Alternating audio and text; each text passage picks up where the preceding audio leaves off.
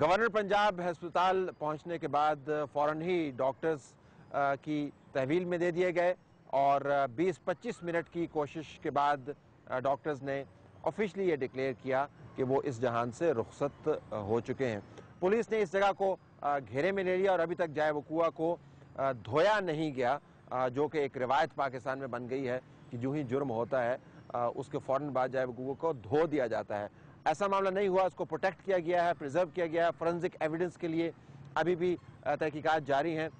ممتاز قادری اس وقت joint investigation team کی تحویل میں ہے۔ جوائنٹ انویسٹیگیشن ٹیم جو ہے مڈ رینکنگ سے سینئر آفیسرز پر مبنی ہوتی ہے۔ اس کے اندر پاکستان کی تمام انٹیلیجنس ایجنسیز کے لوگ موجود ہوتے ہیں۔ وہ دیکھنا یہ چاہ رہے ہیں کہ ممتاز قادری کیا خود سے موٹیویٹڈ تھا، کیا اس کا ذاتی فعل تھا، کیا اس کا تعلق کسی مذہبی تنظیم سے تھا، کیا اس نے کہیں سے انتہا پسندی کی تعلیم لی تھی، کیا اس کو کسی نے پیسے دے کر اس بات پر مامور کیا تھا، کیا اس کو کسی نے دنیا میں سے یہ کام کرنے کے بعد آخرت میں جنت کمانے کا ایک عندیہ دیا تھا جس کی وجہ سے وہ موٹیویٹ ہوا، کیا اس کا ذہنی توازن درست ہے یا نہیں ہے۔ اس طرح کے بہت سارے سوال ہیں جو جوائنٹ انویسٹیگیشن ٹیم اس وقت قادری کے ساتھ کر رہی ہے۔ ابھی تک جو معلومات سامنے آئی ناظرین، قادری کا کہنا یہ ہے کہ وہ اپنے فعل کے اوپر مطمئن ہے۔ اس سے جب سوال کیا گیا کہ گورنر سلمان تاثیر تو ایوان صدر بھی گئے تھے، اس کے علاوہ سینٹ بھی گئے تھے، اگر تمہیں وہاں پر موقع ملتا تو کیا تم یہ کام کرتے؟ تو اس نے کہا کہ مجھے جہاں پر بھی موقع ملتا میں یہ کام یقیناً کرتا۔ اس نے یہ بھی پولیس کو بیان دیا ہے کہ وہ صبح سے اپنے چیمبر کے اندر گولیاں ڈال کر بیٹھا ہوا تھا اور یہ دعا کر رہا تھا کہ اس کو موقع ملے اور یہ کام سر انجام دے۔ اپنے کام کے اوپر، اپنے فعل کے اوپر مکمل طور پر بھی وہ نادم نہیں ہے بلکہ خوش اور مطمئن ہے۔ یہ یاد رہے کہ ممتاز قادری اس وقت پولیس کی تحویل میں ہے، جوائنٹ انویسٹیگیشن ٹیم اس سے تفتیش کر رہی ہے، لیکن اس کے اعصاب جواب نہیں دے رہے اور وہ عملی طور پر انتہائی مطمئن ہے اپنے خاندان کے بارے میں، اس کو کوئی زیادہ فکر نہیں ہے۔ اس کی بات چیت سے جو ابھی تک ہمیں بتائی گئی لگتا یہ ہے کہ وہ سیلف موٹیویٹڈ تھا۔ گورنر سلمان تاثیر کو اس نے ٹارگٹ کیوں کیا؟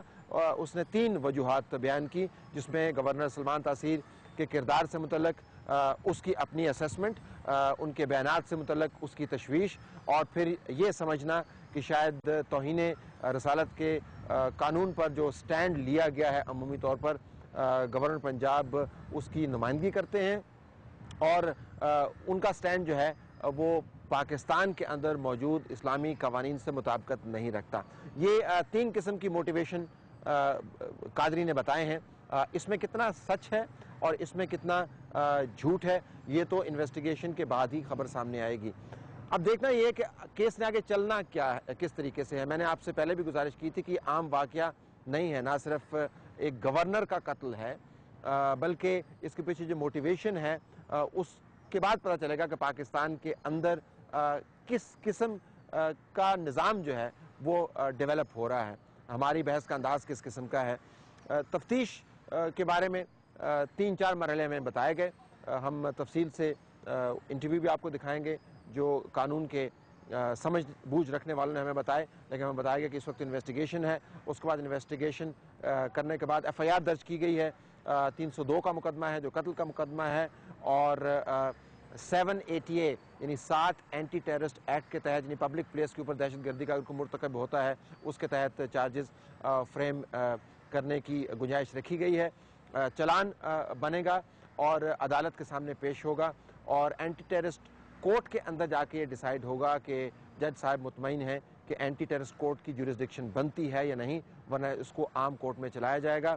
اگر اینٹی ٹیررسٹ کورٹ کے اندر جاتا ہے تو اس کے اوپر ایک حد ہے کہ کتنی دنوں کے بعد اس کا فیصلہ آنا چاہیے، اور اس کے بعد ایک رائٹ ٹو اپیل ہے ہائی کورٹ کے اندر، اور پھر رائٹ ٹو ریویو جو ہے وہ سپریم کورٹ کے اندر موجود ہے۔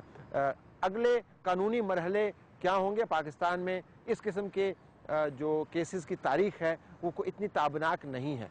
میر مرتضیٰ بھٹو مرڈر کیس آپ کے سامنے ہے جو سالوں سے لٹکا چلا آ رہا ہے اور اس کا کوئی کلوجر نہیں ہو رہا۔ بینظیر بھٹو صاحبہ کا مرڈر کیس بھی آپ کے سامنے ہے جو 3 سال سے لٹکا چلا آ رہا ہے، اس کا کلوجر نہیں ہے، اور میں 20 ایگزامپلز کوٹ کر سکتا ہوں۔ اس کیس کے اندر تو کنفیشنل سٹیٹمنٹ بھی موجود ہے اور جو ہتھیار استعمال ہوا وہ بھی ریکور کر لیا گیا. اب آنے والے قانونی مراحل کیا ہیں جس کے اوپر خبریں بنیں گی اس کی تفصیل ہم آپ کو پہلے سے دے رہے ہیں. ایک جرم ہوا ہے اور جرم کا اعتراف بھی ہوا ہے، لیکن اس میں سب سے پہلے تحقیقات ہوں گی. تحقیقات کے بعد جو ہے اس میں نہ صرف یہ دیکھا جائے گا، کیونکہ جرم تو سب کے سامنے ہوا ہے، اعتراف بھی ہو گیا ہے، لیکن آیا اس کے پیچھے اور لوگ بھی ہیں یا یہ کوئی اور کسی وجہ سے ہوا ہے. تو یہ تحقیقات ہو کے پھر عدالت میں چالان جمع ہوگا اور چالان جمع ہونے کے بعد اس کا ٹرائل ہوگا. بالکل اینٹی ٹیررسٹ کورٹ میں جایا جا سکتا ہے. ایک جس طرح ایک اعلیٰ عہدیدار کو اس کے اپنے ہی سیکیورٹی کے عملے میں سے جس طریقے سے مارا گیا ہے اس کا ہر شہری پہ اثر ہوتا ہے، اور میں سمجھتا ہوں کہ بالکل اینٹی ٹیررسٹ کورٹ بھی یہ کیس جا سکتا ہے. جی بالکل، اپیل کا حق تو ہوتا ہی ہوتا ہے، اور ویسے بھی ہر ملزم کے لیے جو بھی ملزم ہو اس کے ٹرائل کے بعد جو فیصلہ ہوگا یقیناً اپیل کا بھی حق ہوگا.